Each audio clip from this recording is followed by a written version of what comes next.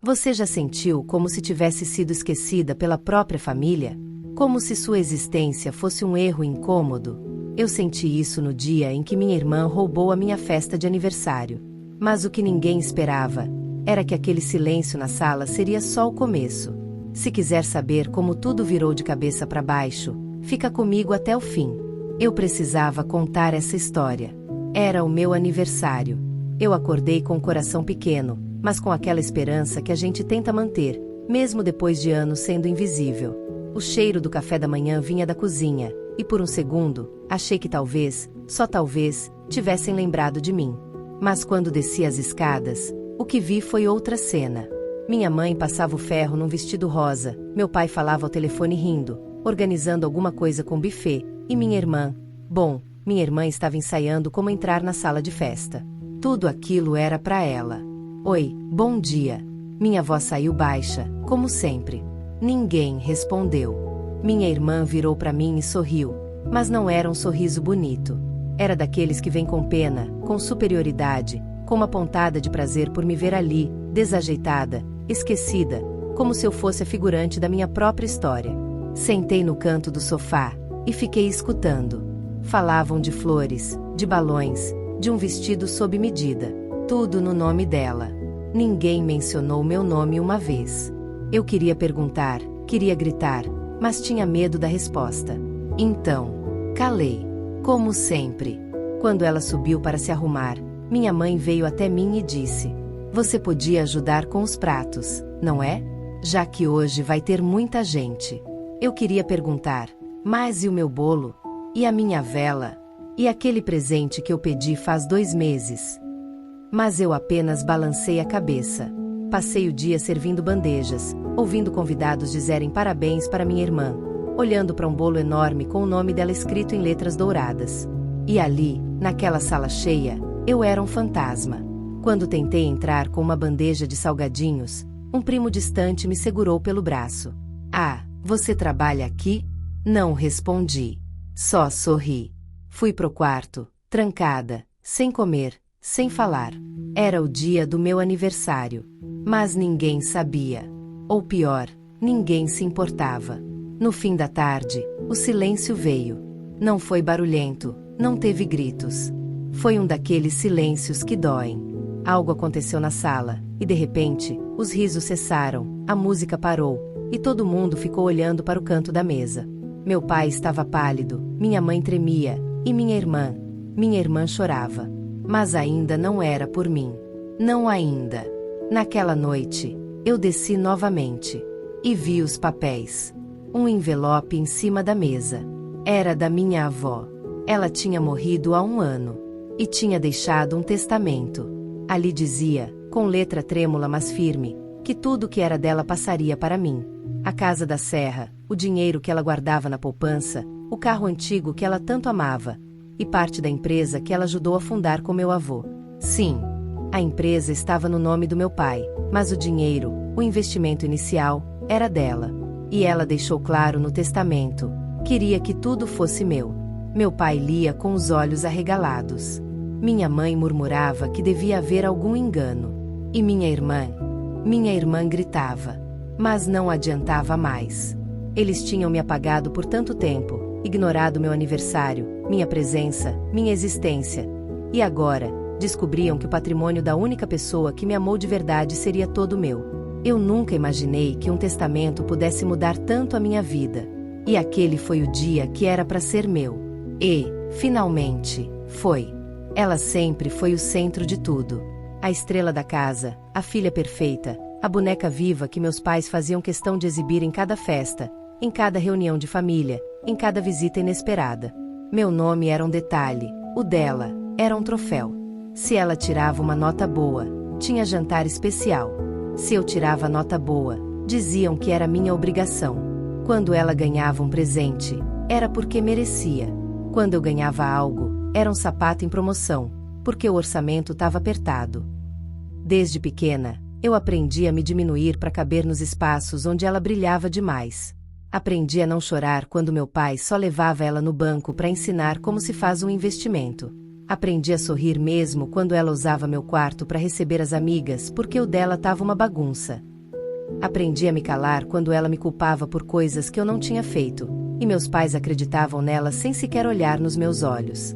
Eu era o erro da família, a filha do meio que nunca deu certo. Você devia aprender com a sua irmã, minha mãe repetia como um disco arranhado. Mas aprender o quê? A mentir? A manipular? A se fazer de vítima enquanto jogava os outros para debaixo do tapete da sala? Porque ela era boa nisso. Muito boa. E ninguém via. Só eu. Eu me lembro de um dia, devia ter uns 12 anos, ela quebrou o espelho do banheiro. Meu pai ficou furioso, gritou pela casa perguntando quem tinha sido. Ela chorou. Se jogou no sofá, soluçando, dizendo que fui eu. Que eu tinha empurrado ela sem querer. Eu tentei me defender, mas meu pai gritou mais alto. Você nunca assume nada, né? Sempre com essa cara de sonsa. Tomei a culpa. Tomei a bronca. Tomei o castigo. E ela? Ganhou um sorvete. Como sempre. Com o tempo, fui me afastando. Me refugiava nos livros da minha avó, nas histórias antigas que ela me contava sobre como o avô construiu aquela empresa do zero, com cada centavo suado, cada cliente conquistado com confiança. Ela dizia que o maior patrimônio de uma pessoa é a integridade, e que dinheiro nenhum compensa a falta dela. E eu me agarrava a essas palavras, porque era a única coisa que me fazia sentir que eu valia algo. Depois que minha avó morreu, foi como se o último fio que me prendia àquele lar tivesse sido cortado. Eu me sentia órfã, mesmo com os 2 pais vivos e uma irmã sorrindo todos os dias. Só que por dentro, algo começou a mudar em mim. Comecei a observar, a escutar, a prestar atenção nos detalhes. Percebi que ela tinha acesso à conta conjunta da minha mãe, que usava o cartão de crédito da empresa do meu pai para comprar coisas pessoais, que ela mentia sobre os gastos, forjava recibos. Um dia, encontrei um extrato bancário esquecido no sofá, com movimentações estranhas. Liguei os pontos. Ela fingia que fazia parte da administração da empresa, mas estava, na verdade, drenando lucro em nome de despesas administrativas. Fui até meu pai. Tentei mostrar. Mas ele mal me olhou. Você tá com inveja da sua irmã, é isso? Não respondi. Mas dentro de mim, um fogo começou a crescer. Não era inveja. Era justiça. Até que chegou o dia da festa. A minha festa. E ela a transformou em mais um palco para ela brilhar. Mas aquele silêncio, aquele momento em que a verdade começou a sair das sombras, me deu forças para continuar. Na manhã seguinte, depois do testamento revelado, meu pai bateu na porta do meu quarto. Pela primeira vez em anos. A gente precisa conversar, ele disse, com a voz embargada. Descemos. Ele abriu uma pasta com papéis. Falou da empresa, do que minha avó tinha feito, da parte dela no contrato de sociedade que ele nunca registrou oficialmente. Disse que um advogado estava analisando tudo, que talvez eu fosse, de fato, sócia majoritária. Minha irmã ficou branca. Tentou argumentar. Mas ela não entende nada de negócios. Pai, isso é injusto. Ela nem se interessa por esse mundo. Eu respirei fundo. Olhei para ela com calma. E respondi. Você acha que porque eu fiquei calada todos esses anos, eu não vi nada? Eu vi tudo. O negócio era da vovó. O investimento foi dela. E ela confiou em mim. Talvez porque eu fui a única que ouvi quando ela falava. Minha mãe, em silêncio, apenas abaixou a cabeça. E foi naquele momento que eu entendi. O problema nunca foi eu. Foi o que eu representava. A lembrança de que nem tudo pode ser comprado com sorriso bonito ou promessas vazias. Meu pai me entregou os documentos. Eu tremia. Lá estava escrito: herdeira principal, beneficiária do fundo de investimentos, sócia da empresa, dona da casa na serra, do carro e de uma pequena fortuna que minha avó manteve em segredo num banco de confiança. Ela tinha feito tudo com cuidado. Tinha contratado um advogado, deixado os registros claros e esperado o momento certo. Ela dizia que você era a única com coração para cuidar do que era dela. Meu pai murmurou. Eu chorei. Não de tristeza, de alívio. Pela primeira vez, alguém acreditava em mim. Alguém tinha confiado em mim. Minha irmã saiu da sala chorando, gritando que ia processar todo mundo, que aquilo era um golpe. Mas eu sabia, a verdade sempre vence. Pode demorar, mas vence. E naquele dia, mesmo sem bolo, sem vela, sem parabéns, eu me senti celebrada. Pela vida, pela justiça, pela mulher que eu estava me tornando. A queridinha da família tinha perdido o trono. E a filha invisível começava a brilhar. Eu ainda lembro do som da minha respiração quando parei na porta da sala. A música alta, as luzes coloridas, os risos espalhados pela casa. Tudo tão vivo, tão alegre, tão errado. Aquela festa não era minha. Nunca foi. Mas era o dia do meu aniversário. E por dentro, eu implorava para alguém me enxergar, me tirar daquele pesadelo onde eu era uma sombra no próprio dia especial. Tentei entrar devagar, segurando um prato de salgadinhos porque minha mãe disse que eu deveria ajudar, já que você tá aí parada mesmo. E quando meus pés tocaram o tapete da sala, como numa coreografia maldita, todos os olhares se voltaram para mim, e o silêncio caiu pesado. Era como se eu tivesse invadido uma cena que não me pertencia, como se fosse errado estar ali. Minha irmã estava no centro da sala, cercada de gente. Usava um vestido brilhante, caro. Eu reconheci da loja onde ela insistiu para minha mãe parcelar em 5 vezes no cartão de crédito. Estava com uma coroa dourada e um colar novo no pescoço. Um colar que minha avó prometeu me dar quando eu completasse 18. Era meu. Mas agora, brilhava no colo dela. Ela me olhou, com aquele sorriso frio. Eu conhecia aquele olhar. Era o olhar de quem vence, de quem pisa, de quem não precisa nem falar para deixar claro: você perdeu. De novo. Me aproximei da mesa. Vi o bolo enorme, com o nome dela em letras feitas de chocolate, rodeado de flores e faixas com frases como parabéns à nossa princesa. Olhei em volta. Nenhuma lembrança de mim. Nenhum sinal de que aquele era o dia do meu nascimento. Era como se eu tivesse sido apagada da história da minha própria vida. Minha tia se aproximou, tentando parecer simpática. Oi, querida, você quer tirar uma foto com sua irmã? Sorri. Um sorriso pequeno, seco. Não. Tô bem. Fui pra cozinha. Me sentei num banquinho, entre pratos sujos e travessas vazias. Me deu uma vontade de chorar tão forte que meus olhos arderam, mas eu não queria dar esse gosto pra ninguém. Fiquei ali, sozinha, escutando os risos ao longe, até que ouvi uma conversa vinda da área de serviço. Era meu pai e um dos sócios da empresa dele. O lucro caiu muito esse mês. O sócio dizia: você tem que rever os gastos. Eu sei, mas com a formatura da Clara, a viagem, e agora essa festa, ficou difícil equilibrar. E aquela conta da sua sogra? Aquele dinheiro estava separado para investir. Já foi. Ela deixou tudo no nome da outra. Como é mesmo? A esquecida. A mais velha. Aquela que ninguém lembra. Congelada. Foi assim que me senti. Ali, naquela cozinha, sozinha, ouvindo que meu pai sabia. Sabia que minha avó tinha deixado algo para mim. Sabia que era meu. E mesmo assim, fingiu. Escondeu. Usou. Como se eu fosse invisível. Como se meus direitos fossem um erro de cartório. Levantei. Voltei para a sala, agora com outra postura. Fui até minha mãe, olhei bem nos olhos dela e perguntei, com a voz mais firme que consegui encontrar: por que vocês fizeram isso? Isso o quê? Roubaram o meu dia. Roubaram a minha festa. Roubaram o que era meu. Ela pareceu desconcertada. Olhou pro lado, para ver se alguém estava ouvindo.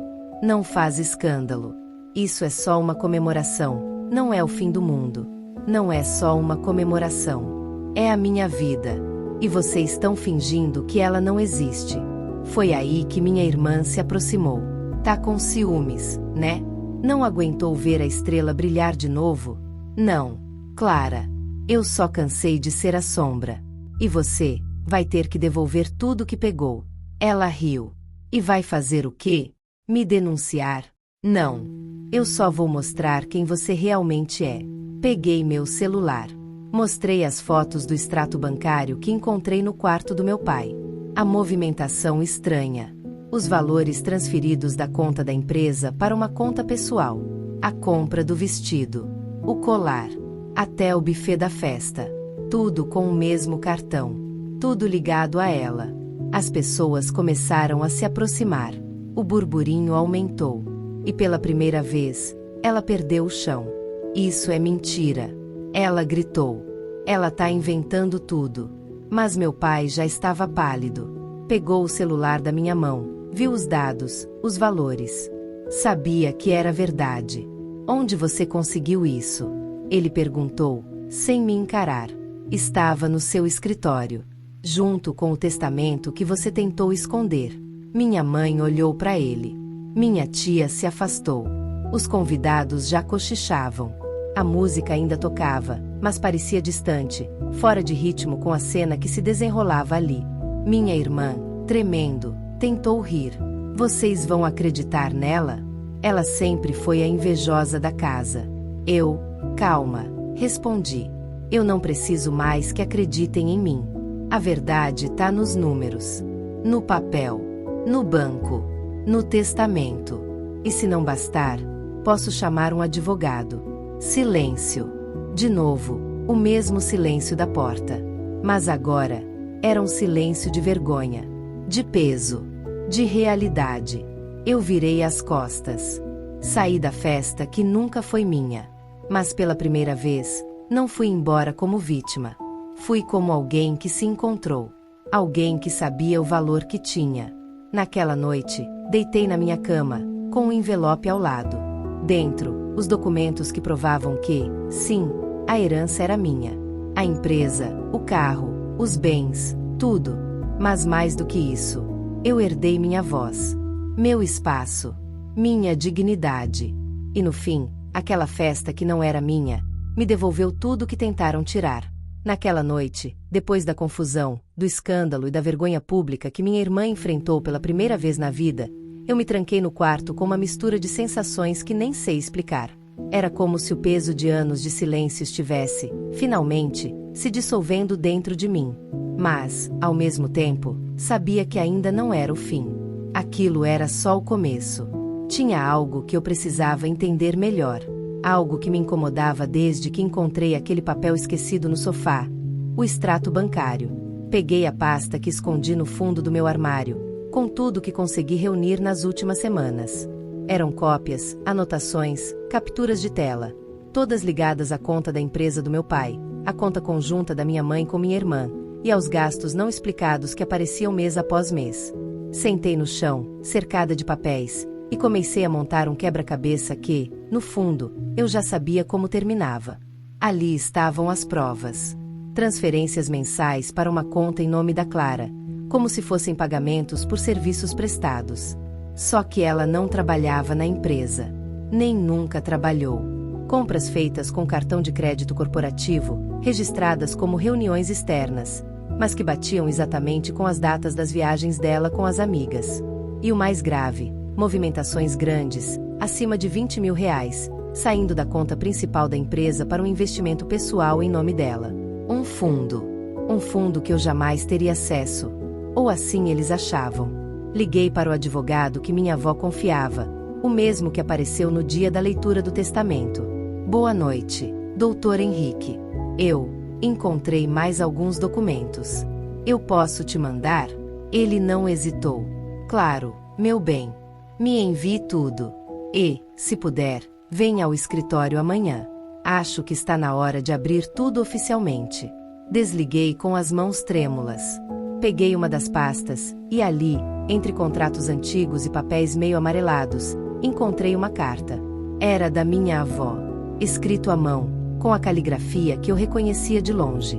Meu coração acelerou.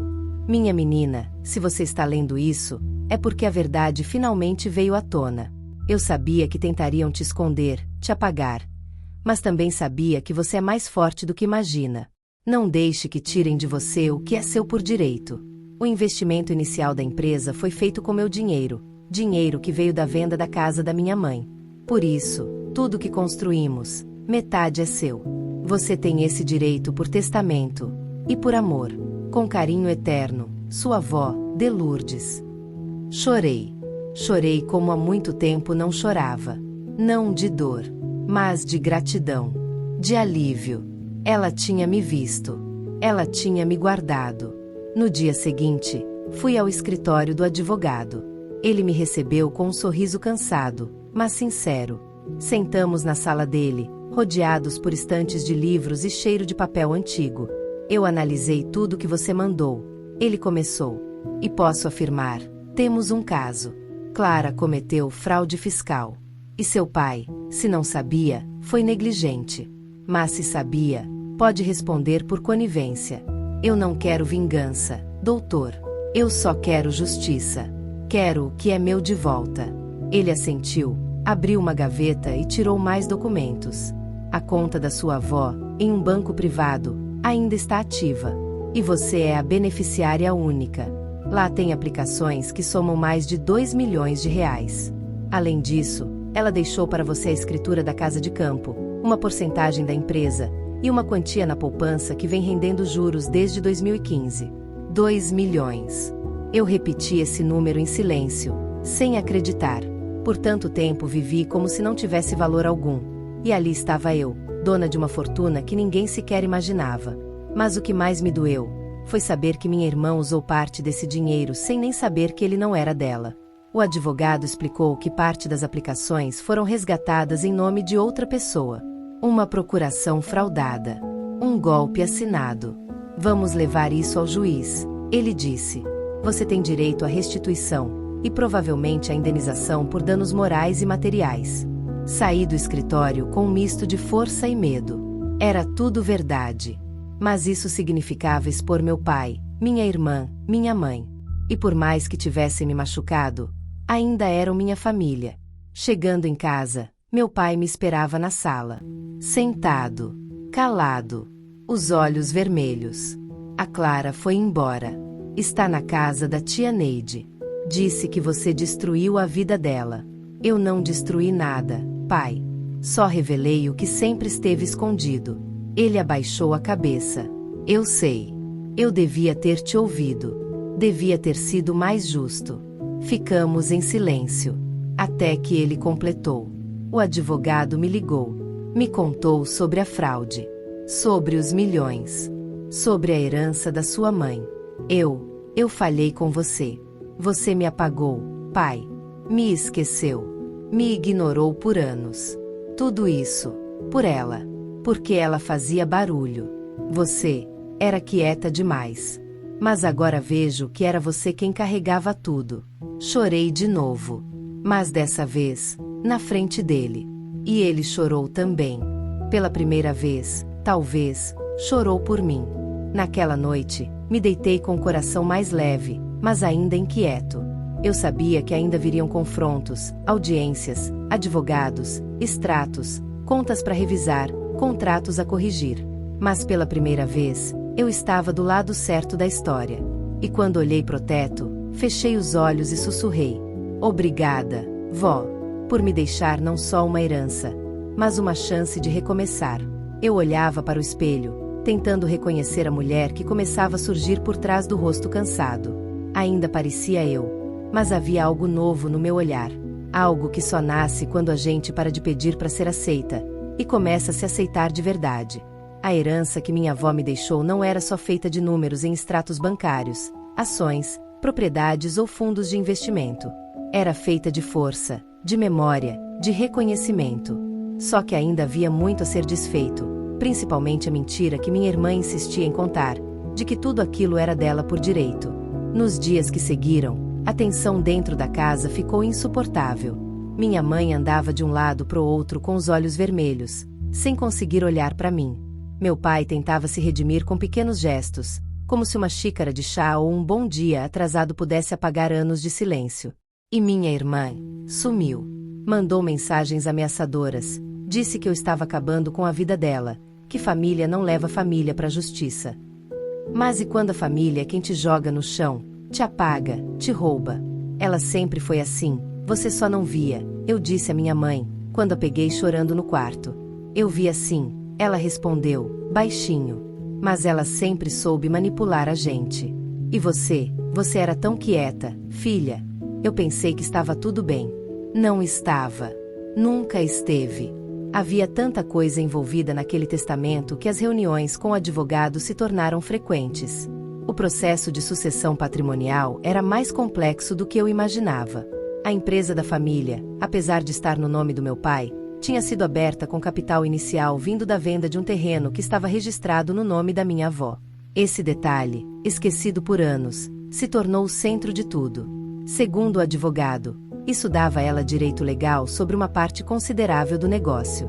E como ela me deixou como única herdeira, agora eu era oficialmente sócia da empresa. Sócia majoritária. No início, meu pai relutou. Disse que era injusto, que ele é quem tocou tudo, que a Clara era quem ajudava com as planilhas e que eu nunca me interessei pela empresa. Mas quando o advogado apresentou os documentos da Receita Federal, os registros do banco e o testamento validado pelo juiz, não havia mais o que discutir. Aquela herança nunca foi da Clara. E agora, todos sabiam disso. Num sábado cinzento, fui chamada para uma reunião com os administradores da empresa. Entrei na sala de reuniões com as mãos frias, sentindo o coração pulsar forte dentro do peito. Era a mesma empresa que durante anos foi usada para me excluir. Agora, eu sentava na cadeira da frente, como dona. Senhorita Isabela, disse o contador, olhando por cima dos óculos, precisamos da sua assinatura para atualizar a estrutura societária. O senhor Francisco, seu pai, continua como diretor executivo, mas a senhora será incluída oficialmente como sócia majoritária e herdeira legal do capital intelectual e patrimonial da fundadora. Assinei com a mão trêmula. Nunca pensei que meu nome um dia teria esse peso. Quando saí da sala, uma das funcionárias mais antigas veio até mim. Sua avó estaria tão orgulhosa. Ela falava de você com tanto carinho. Sorri, com os olhos marejados. Porque eu sabia. No fundo, eu sempre soube que minha avó via em mim algo que ninguém mais via. E ela deixou isso marcado, não só no testamento, mas em cada centavo guardado, em cada bem protegido, em cada decisão que tomou em silêncio. Na semana seguinte, fui até a casa da tia Neide. Queria falar com Clara. Queria, de verdade, entender como ela teve coragem de me apagar com tanta crueldade, de usar o que era meu como se fosse dela, de mentir com tanta convicção. Ela me recebeu de cara fechada, com os olhos inchados e uma postura arrogante que já não me intimidava. Veio me humilhar, foi? Não. Vim para conversar. E para entender. Ela riu. Amarga. Você nunca entendeu nada. Sempre foi a coitadinha da casa. A invisível. E agora quer pagar de empresária? Eu não quero pagar de nada, Clara. Eu só quero o que é meu. E você precisa aceitar que a herança nunca foi sua. A vovó me prometeu. Ela disse que ia dividir. Ela mudou de ideia. E você sabe por quê? Porque te viu me apagar por anos. Porque percebeu que, se deixasse qualquer coisa no seu nome, você ia usar para te exibir, e não para cuidar. Ela ficou em silêncio por alguns segundos. Depois falou, com os olhos cheios de lágrimas. Eu só queria ser amada. Só queria que alguém olhasse para mim do jeito que olhavam para você. Aquilo me pegou de surpresa. Você sempre foi a preferida. Você não entende, Isa. Eu era o orgulho deles, sim. Mas só enquanto eu mantinha o show. Enquanto eu fingia ser perfeita. Eu não podia errar. E aí, quando percebi que você era quem a vovó amava de verdade, eu fiquei com ódio. Sentei ao lado dela. Ficamos em silêncio por um tempo. E, mesmo com tudo, eu ainda senti empatia. Porque talvez, no fundo, nós duas só estávamos tentando sobreviver. De jeitos diferentes. Com feridas diferentes. Mas sobrevivendo. O advogado disse que parte do dinheiro que você usou precisa ser restituída. Eu disse, com calma. Você pode resolver isso sem processo, se quiser. Ela assentiu, com os olhos baixos. Eu vou ver com meu advogado. Me levantei. Clara, a herança que você tentou tomar não era sua. Mas talvez agora, você possa começar do zero. E fazer algo por você mesma. Saí dali com o coração apertado. Mas também em paz. Porque, apesar de tudo, eu sabia que não herdei apenas bens, propriedades ou milhões. Herdei uma chance de recomeçar. De escrever uma nova história. De ser, finalmente, a protagonista da minha própria vida. E isso, ninguém mais pode tirar de mim. Eu achava que já tinha visto o pior. Que depois de expor a mentira da festa, de revelar a verdade sobre a herança, de ouvir minha irmã confessar entre lágrimas que me odiava por ter sido amada pela nossa avó, eu finalmente tinha chegado ao fim daquela longa estrada de mágoas. Mas eu estava enganada. Porque a dor, às vezes, não vem de um golpe só. Ela vem em parcelas. E algumas, mesmo quando já foram quitadas, deixam os juros correndo dentro da gente. Foi assim que eu me senti quando descobri a conta conjunta. E o que ela representava. Tudo começou com um envelope que chegou pelo correio, endereçado ao meu pai. Por algum motivo, ele o deixou em cima da mesa da sala. Era um extrato bancário. Um dos antigos, daqueles que ainda vinham impressos. E ali, entre as linhas, os números e os nomes, estava o meu. Eu congelei. Isabela Cristina Alves. Titular. Ao lado, Clara Cristina Alves. Co-titular. Conta conjunta. Eu nunca abri conta com ela. Nunca assinei nada. Nunca permiti que meu nome fosse usado assim. E no entanto, ali estava. Uma movimentação que ia além do absurdo. Saques, transferências para contas internacionais, pagamentos em lojas de luxo, depósitos altos vindos da empresa do meu pai. Meu nome misturado com tudo isso. E o pior, meu CPF, minha assinatura, falsificada. Corri até o advogado. Levei os papéis. Isso aqui é gravíssimo, Isabela. Usar o nome de outra pessoa para abrir uma conta conjunta sem autorização é crime. Ainda mais com movimentações desse tipo. Isso pode ser enquadrado como falsidade ideológica, estelionato bancário e até lavagem de dinheiro, dependendo da origem dos fundos. Mas ela usou meu nome. Como ninguém percebeu? Porque o banco permitiu. E provavelmente porque alguém dentro da própria família facilitou. Alguém que tinha acesso aos seus documentos. Alguém que quis te apagar. De novo. O mundo girava devagar ao meu redor. A sala parecia se estreitar. As palavras do advogado ecoavam dentro da minha cabeça como tiros no escuro. Conta conjunta virou uma armadilha emocional e financeira. Minha irmã não só havia se apropriado da herança que não era dela. Ela também usou meu nome para esconder dívidas, movimentar dinheiro sujo e criar uma ilusão de independência financeira que agora ameaçava me arrastar junto.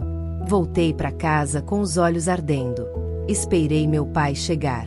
Esperei com o envelope na mão e a alma em pedaços. Pai, posso te mostrar uma coisa? Ele sentou, sem entender. Quando viu o extrato, empalideceu. Isso não pode estar certo. Está. E tem assinatura. Meu nome. Meu CPF. E uma conta com ela. Mas, eu só autorizei essa conta porque ela disse que você sabia. Que era para juntar o dinheiro da avó. Que vocês iam abrir um negócio juntas. Eu fiquei em silêncio por alguns segundos. Depois perguntei. E você acreditou? Ele baixou os olhos. Eu confiei nela. Achei que era um plano de vocês duas. A empresa estava no nome dela, pai. Mas o dinheiro era meu. E você ajudou a esconder isso. Ele levantou, foi até a cozinha, apoiou as mãos na pia como se estivesse prestes a vomitar. Depois se virou, com os olhos cheios de lágrimas. Me perdoa. Eu fui um idiota. Achei que proteger ela era proteger a família. Mas só agora vejo que joguei você pros lobos. Você não jogou, pai. Você me entregou. Na manhã seguinte, o advogado entrou com pedido judicial de bloqueio da conta conjunta. Entramos com ação contra o banco por negligência, e contra Clara, por falsidade e apropriação indébita.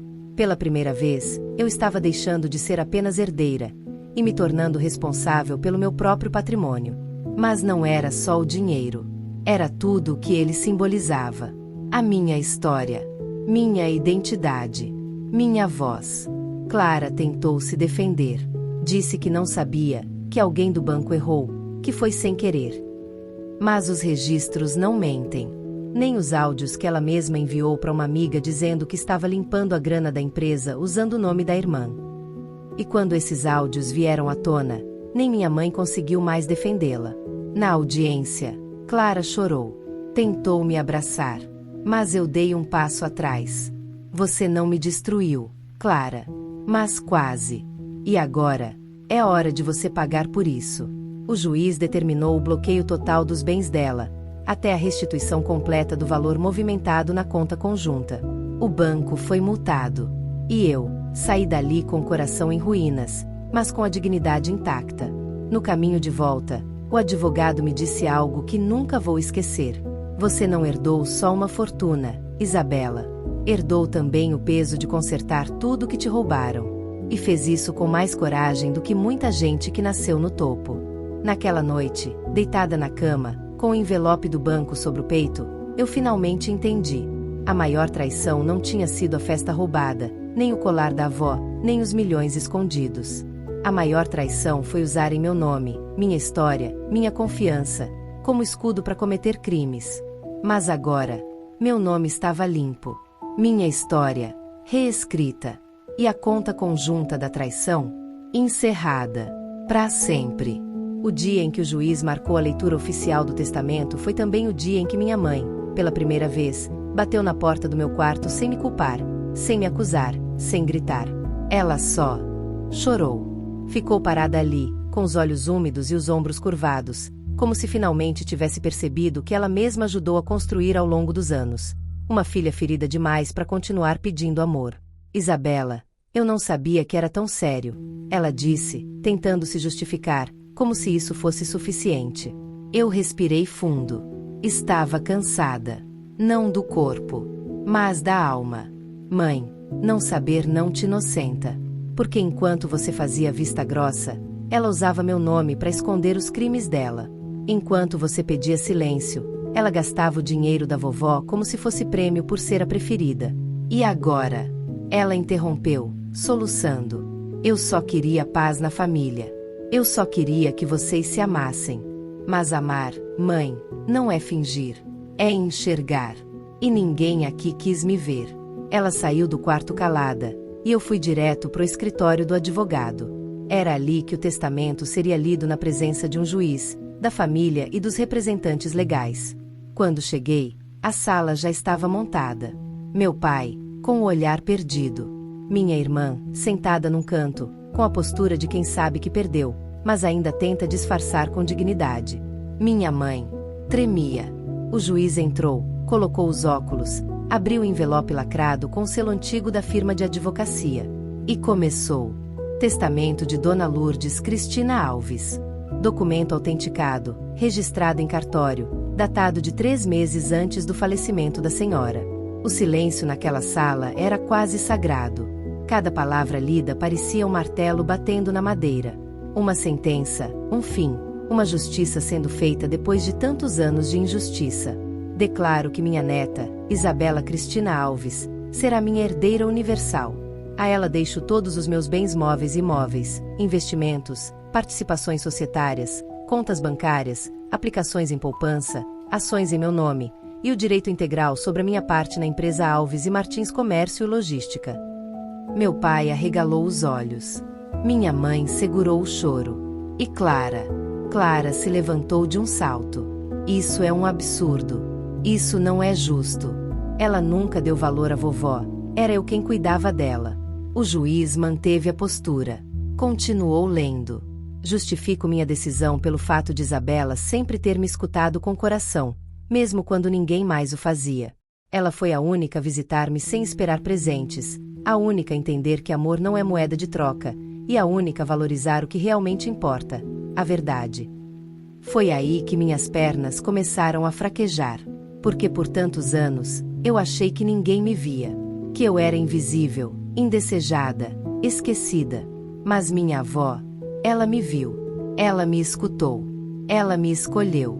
Deixo também a ela a chave da casa de campo, onde escondi meus diários e documentos originais que comprovam minha participação como cofundadora da empresa. Que ela os use com sabedoria, e que jamais se deixe corromper pelo brilho fácil do dinheiro. Dinheiro compra bens, mas não compra honra. O juiz encerrou a leitura. E ali estava. O papel que mudava tudo. O testamento que rasgava o teatro familiar em pedaços e revelava a verdade que ninguém quis aceitar, que o legado não era dela, era meu. que a fortuna da avó não era um prêmio, era um reconhecimento. Minha irmã chorava. Mas não eram lágrimas de arrependimento. Eram de perda.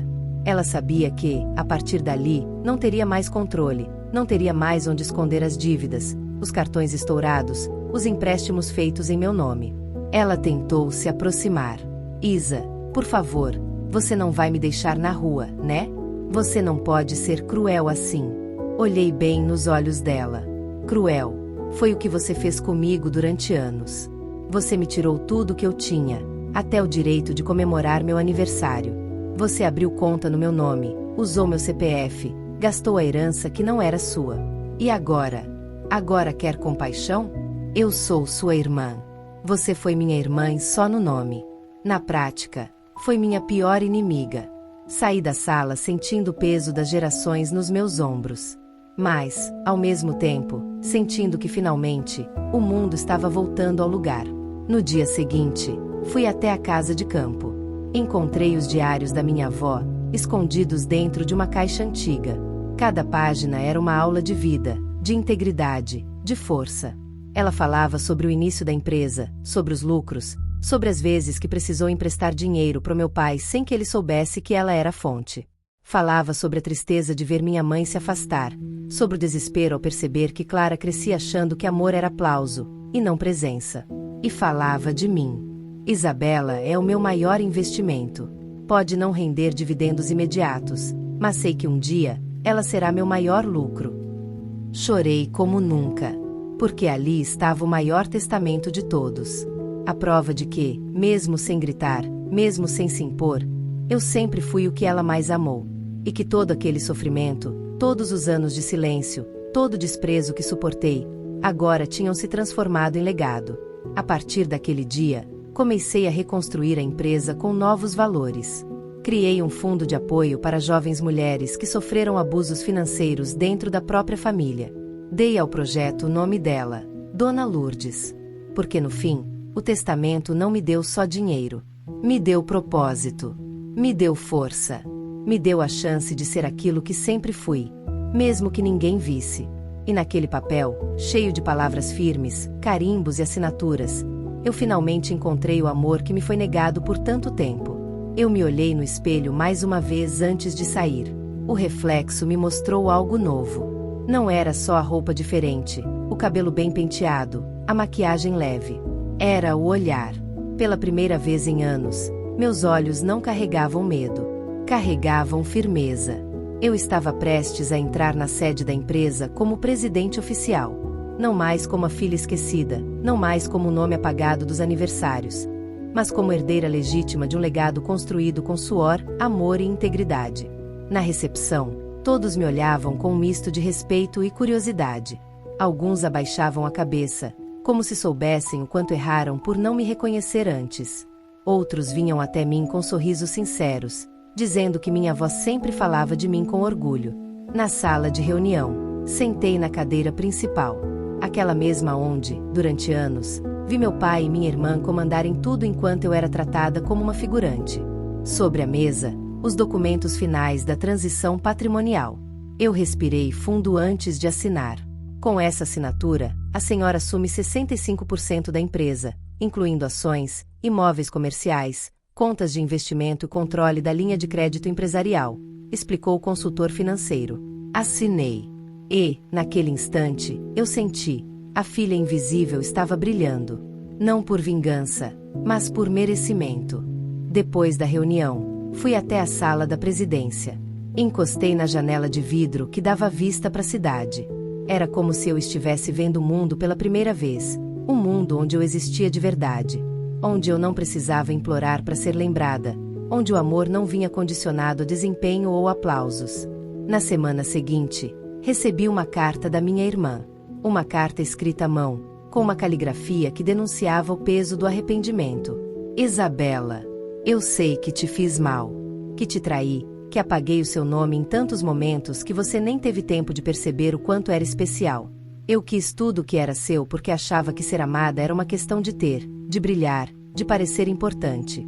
Mas agora, vendo você assumir o que é seu por direito, com tanta calma, com tanta dignidade, Eu entendi que o verdadeiro brilho não está no palco.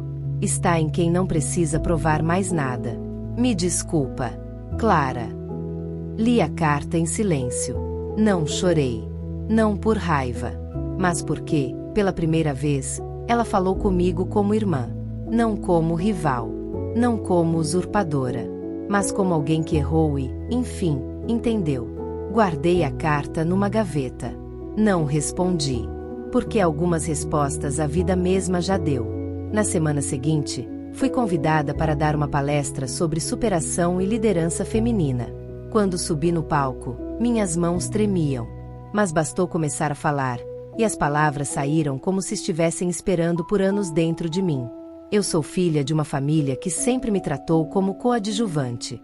Passei aniversários em silêncio, ouvi aplausos que nunca foram para mim, fui esquecida em jantares, apagada de fotos. Mas isso não me impediu de seguir, de estudar, de observar, de ouvir minha avó. Ela foi a única que me viu.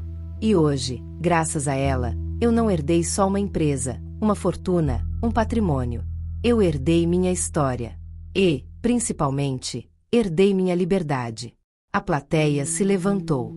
Não pelos milhões que herdei, mas pela verdade que carregava. Na volta para casa, parei no mesmo café onde costumava sentar sozinha, anos atrás, quando fugia da gritaria de casa, da comparação com a minha irmã, da solidão de não ser vista. A dona do café me reconheceu. Você cresceu tanto. Sua avó vinha aqui e falava de você o tempo todo. Ela dizia que você era o melhor investimento da vida dela. Sorri, porque era verdade. E aquele era o melhor retorno que eu poderia ter. Com o tempo, transformei a empresa. Criei políticas internas de apoio às mulheres em situação de abuso financeiro familiar. Ofereci bolsas para meninas que queriam estudar administração, mas nunca foram incentivadas. Abri um fundo com parte do lucro da empresa para apoiar projetos sociais. Tudo isso no nome de Dona Lourdes. No dia em que inaugurei o instituto, minha mãe estava lá, no fundo da plateia, de pé, em silêncio. Quando tudo terminou, ela veio até mim, segurando uma foto antiga minha, ainda criança, sentada no colo da vovó. Eu errei tanto, filha, me perdoa? Eu já perdoei, mãe. Porque eu entendi que perdoar não é esquecer, é seguir em frente sem carregar o peso dos outros. Ela me abraçou, pela primeira vez sem culpa. E eu deixei. No fim de tudo, eu percebi, não era só sobre herança, testamento, empresa, conta conjunta, patrimônio, extrato bancário, fortuna, bens ou salário. Era sobre valor. E o meu, ninguém mais podia tirar. Porque no meio do silêncio daquela festa roubada, no meio do desprezo, da traição, dos papéis manchados de mentira, nasceu uma mulher inteira. E essa mulher era eu. A filha invisível. Finalmente brilhou.